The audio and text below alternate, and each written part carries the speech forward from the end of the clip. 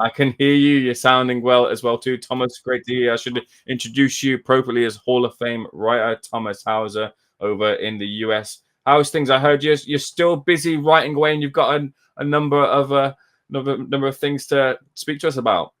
Well, I'm still writing. I have several primary outlets now. There's The Guardian in the UK, which is a wonderful outlet, I should say, and just wonderful people to work with. And I've done quite a bit of writing for The Guardian. I've written occasionally for The Ring and also the sweetscience.com. And all of the articles I wrote in 2023 and 2024 have been collected in a new book that has just come out. If I can lift that up, hopefully get it on camera here. It's called The Most Honest Sport, and it covers the last 2 years. I guess the dominant themes would be about uh, the rise of the Saudi boxing juggernaut, the ongoing dialogue about the use of illegal performance enhancing drugs in boxing. There's so much more, some looks back on history.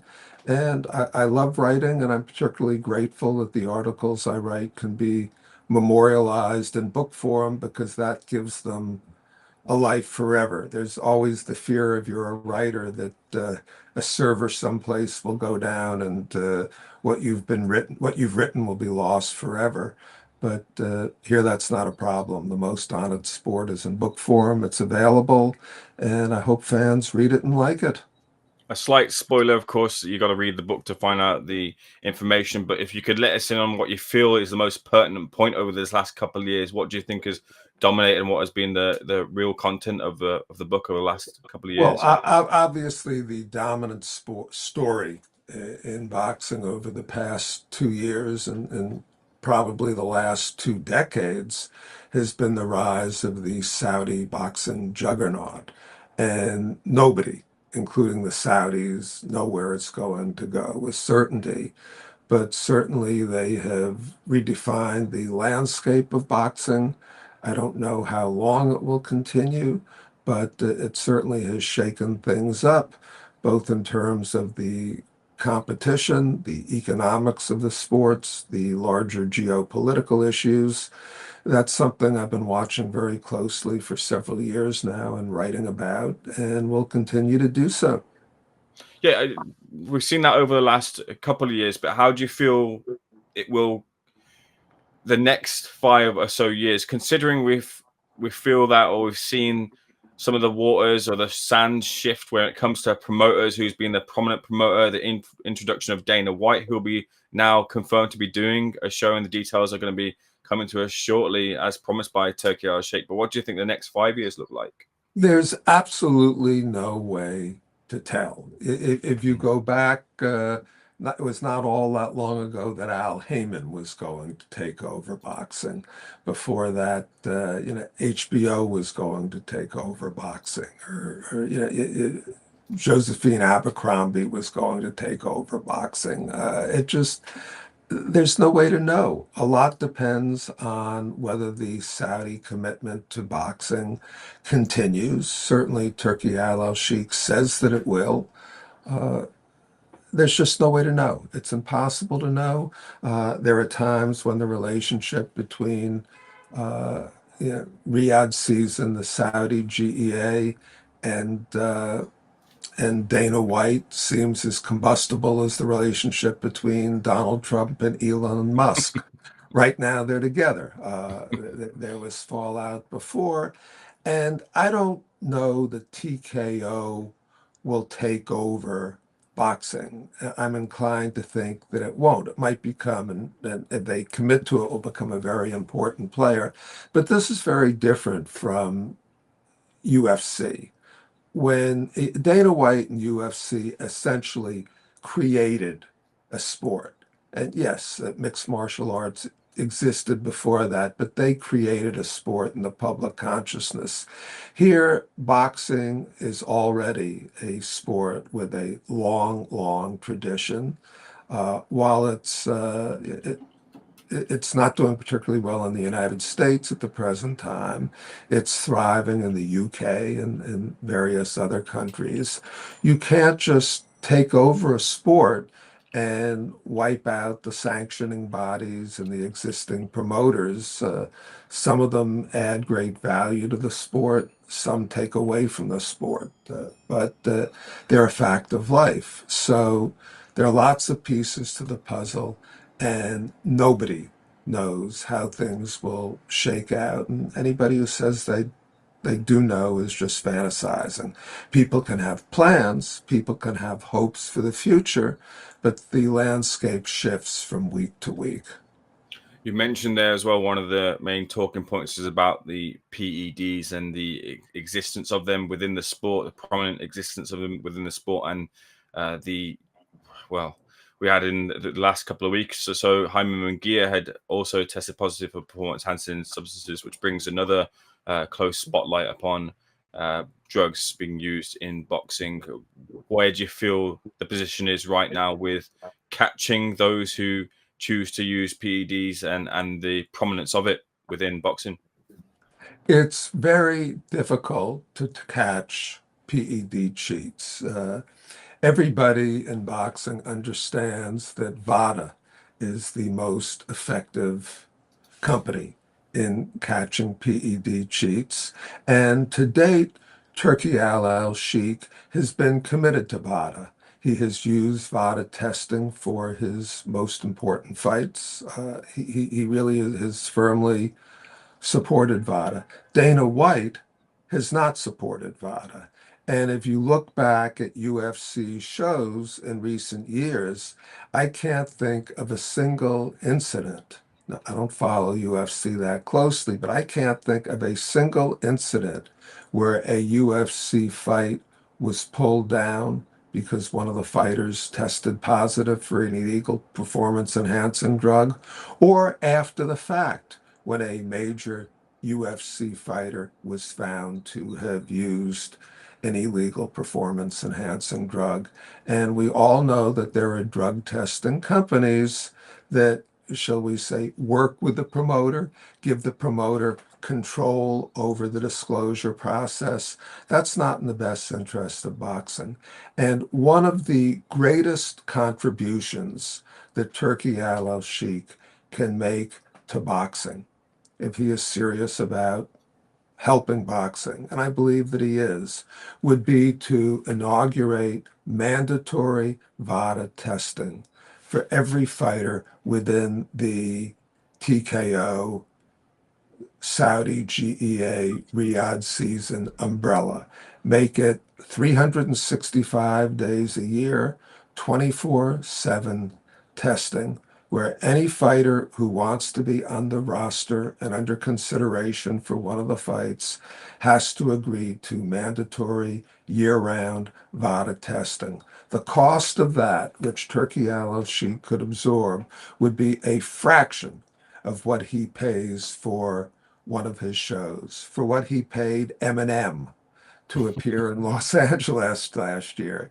He could finance VADA testing for a half dozen years. So, yeah, my personal plea to Turki Al Sheikh would be to make sure that the sport you love is conducted on an even playing field and support VADA testing to the fullest in the future.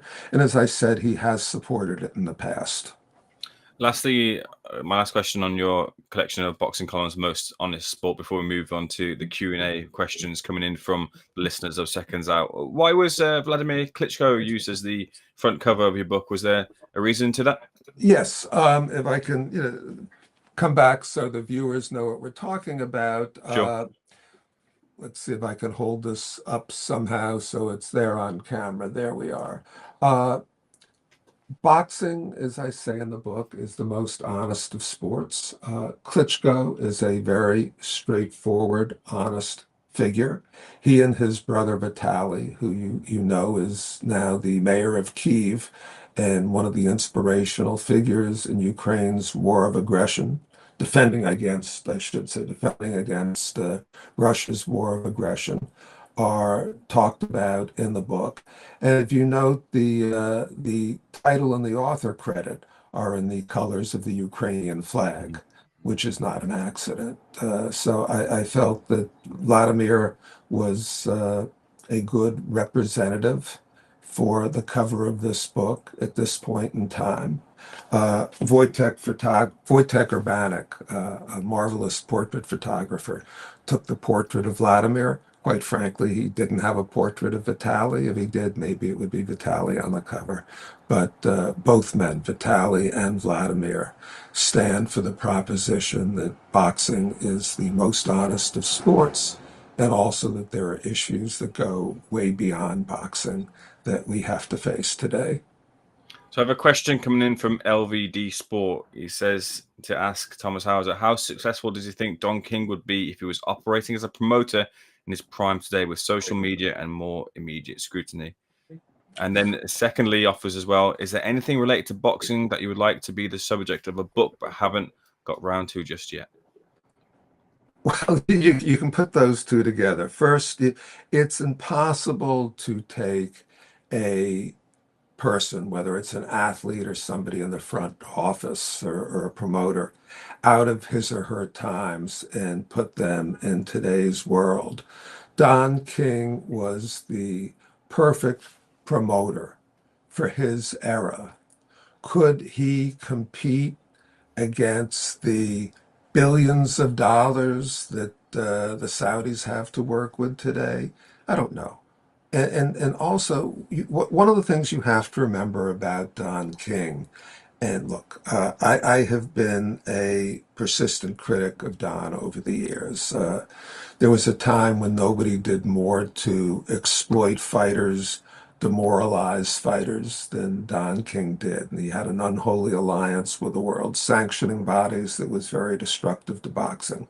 But Don King was the first black man in America, in the history of America, in business. And I'm not talking now about a great athlete or an entertainer.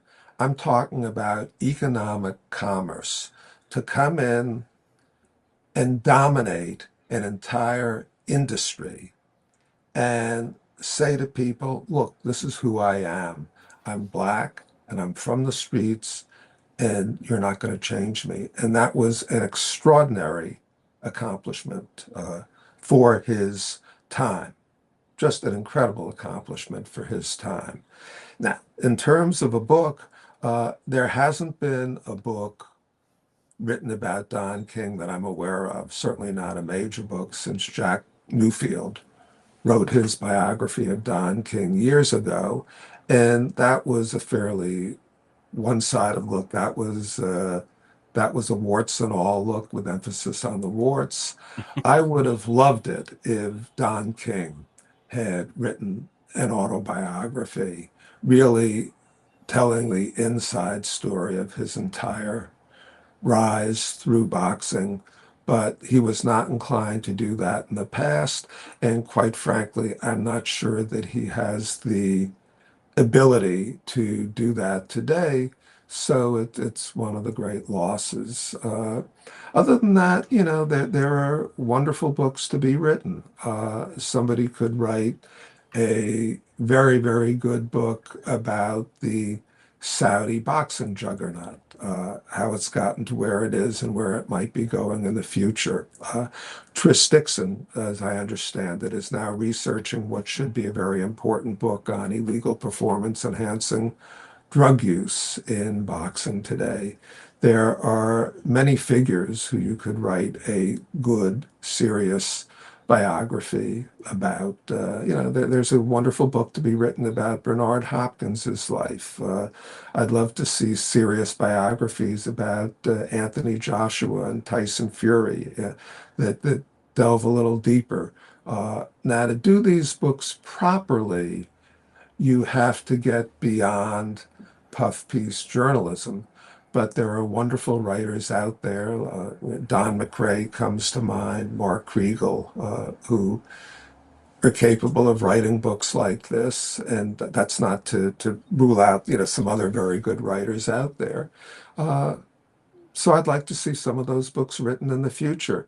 As for the next book that I plan to write for in boxing, there really isn't a good collection of boxing quotations out there. A couple of small books have come out, but over the last few months, been going through all my writing over the past 40 years, and I've pulled about 100,000 words worth of boxing quotations that cover boxing, over the ages. And sometime in the next couple of months, I'd like to go through all of those and fashion them into a treasury of boxing quotations. If there are any publishers out there who are interested, let me know. Give us one of the ones that you've unearthed that's been buried by the sands of time. Oh, gee, I don't know that I could pull one off the top of my head and just come out with it. And they're not necessarily buried by the sands of time. I mean, I was talking recently to Bruce Trampler, and he said to me, "There's nothing better than a great heavyweight fight, and there's nothing worse than a bad heavyweight fight." Well, I think that's true. Next question comes in from Custom System. This is more of a recent and immediate question given some of the fights that can be made. He says, Thomas Hauser, my question to you is Itauma too fast for someone like Dillian White, who is flat-footed? That isn't, of course, the thought that Itauma and Dillian White are close to finalizing a deal for a fight over in Saudi Arabia. I don't think Itauma is necessarily too fast for Dillian White. He's just too young and too good for Dillian White. Dillian is not the fighter he once was. Moses has an enormous amount of potential. Everybody agrees on that. He has not faced any true inquisitors yet. Uh, he's still young. He's being brought along. He goes into the ring against guys he's expected to beat. And yeah, could Dillian White 10 years ago have posed a real threat to Moses Itauma? I think so. Can he now? I don't think so, which is why he's being considered. It's a name. It's a win that should wind up in Moses's column pretty easily, and then we'll see where we go from there. Like every boxing fan, I'd like to see Moses step up, but Frank Warren is very good at bringing fighters along. He doesn't give them, tougher food than they can chew when they're young.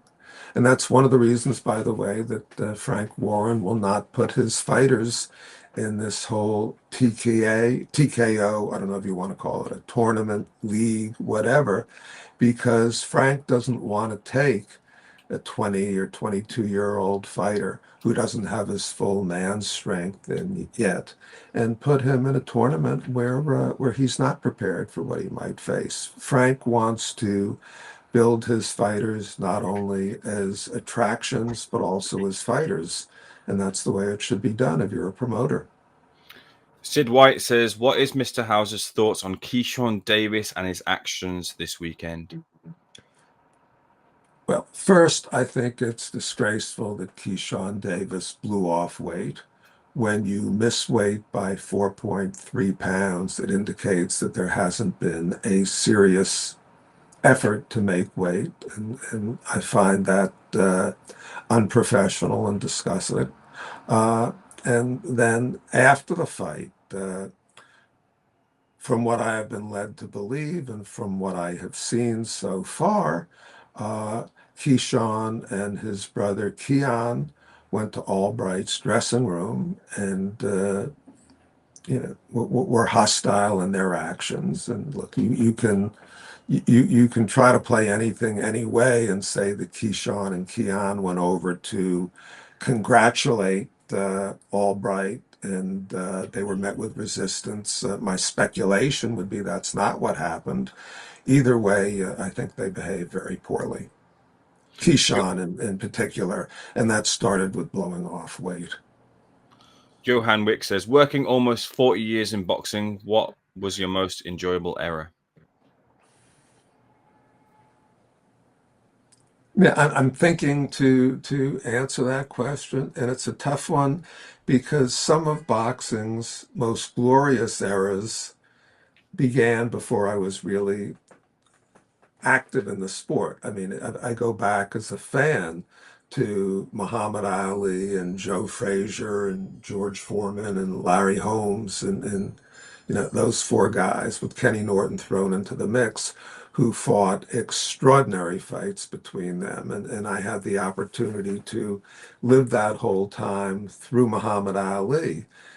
When beginning in 1988, long after Ali retired, I yeah, had the privilege of serving as Ali's official biographer. Then you had the Four Kings, Ray Leonard, Tommy Hearns, Roberto Duran, Marvin Hagler, with Wilfredo Benitez thrown in, if you will, as a fifth king. And that again was before I became actively involved in boxing. I'd worked on The Black Lights, which was my first book about boxing, but hadn't got involved in the day-to-day nitty-gritty. That didn't come for me until 1999 when I started writing regularly for Seconds Out, actually. I guess actually Seconds Out probably started in 2000. And yeah, 2001 in that time frame. Since then, I've been privileged to cover some wonderful fighters. I'm a huge Lennox Lewis fan. It was an honor to write about Roy Jones, Manny Pacquiao. But if I go back, it would, as a fan, it would probably be the glory days of Muhammad Ali. But that tends to be the way things work. Fans tend to think most fondly on the sports events they saw when they were young, just as they most fondly remember the music that they listened to when they were young. If you ask any person who's 40 or older, what's your favorite music? They're not going to name something that they listened to 5 minutes ago. They're going to talk about the music they listened to when they were in their teens. The next question comes in and it says, what are Thomas' memories of the late, great Mike McCallum? I did not know Mike McCallum well because, again, he was fighting before I became actively involved in boxing, but he was a very, very good fighter. He was a legitimate champion. There are so many sanctioning bodies now and so many phony belts, and it really, to my way of thinking, ruins the sport. But Mike McCallum, he was a great fighter. They called him the body snatcher for a reason. He was very good. Greg Dale 9472 wants to put you on the spot and says, who is the best promoter in boxing today? It's a tough one. That's a tough one. I mean, first you have to I mean, there's so many things to consider. I mean, what does best mean? In other words, right now, Turkey Al Sheikh is a de facto promoter. I mean, Frank Warren and Eddie Hearn and Golden Boy might be the promoter of record for his fights, but Turkey Al Sheikh is really the promoter of Riyadh season events. But he is losing tens of millions of dollars on almost every promotion. Now, is part of being a good promoter the ability to turn a profit? If so, then Turkey Al Sheikh would not be on the list. Also, most of the Riyadh season events are behind a pretty steep paywall, and their flagship fights, for the most part, are on pay-per-view. Although I think it's likely that Canelo and Terence Crawford will be on either Netflix or possibly Amazon, more likely Netflix, where you don't need to buy pay-per-view. You do need a subscription. Now, again, it's not the fiduciary obligation of promoters to make boxing available at an inexpensive price for boxing fans.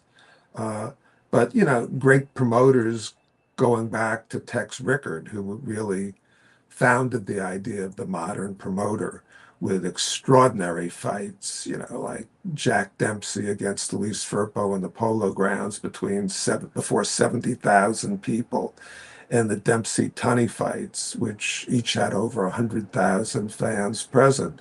Rickard brought boxing to the fans.